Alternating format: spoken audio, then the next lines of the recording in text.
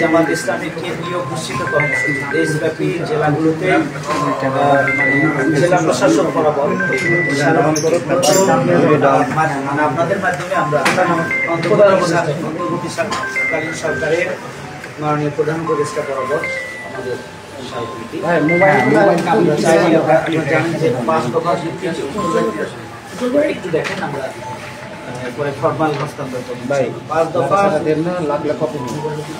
দাবি আদায়ের লক্ষ্যে আমাদের কর্মসূচি এবং এই কর্মসূচিতে জানেন শুধু জামাত ইসলামী দেশপ্রেমিত অন্যান্য রাজনৈতিক দল ইসলামী সংগঠনগুলোর নেতৃবৃন্দ একই কর্মসূচি ঘোষণা দিয়েছে। যুগপৎ কর্মসূচি বলা যায় সারা দেশেই এবং নিশ্চয়ই আপনার কাছে আরো দল আছে।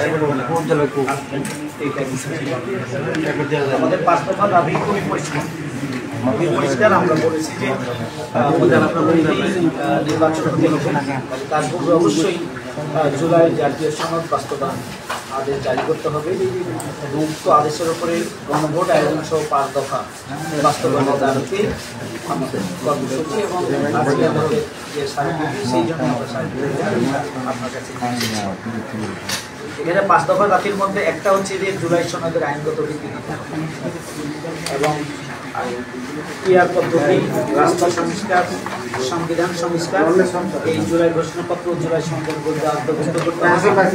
জুলাই সনদের আইনগত ভিত্তি নিশ্চিত করার পরেই তারপরে জাতীয় নির্বাচন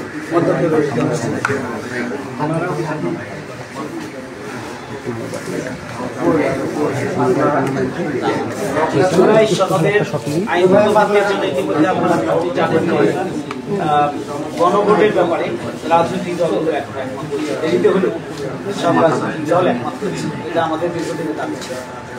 এখন আমরা চাচ্ছি যে এই গণভোটটা জাতীয় নির্বাচনের দিন নয়, এই গণভোটটা হতে হবে আগে।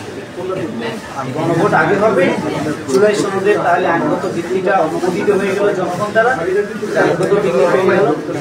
এরপরে এই জুলাই সনদ অনুযায়ী জাতীয় সংসদ নির্বাচন সহ আগামী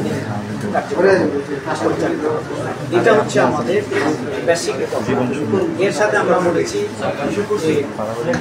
পিআর পদ্ধতির মাধ্যমে নির্বাচন, এদেশের অধিকাংশ মানুষ পিআর পদ্ধতির মাধ্যমে নির্বাচন চায়। পিআর পদ্ধতির সুবিধাগুলো সেগুলো আমরা বারবার বলে আসছি, আপনার কাছে নতুন করে ব্রিফ করা প্রয়োজন।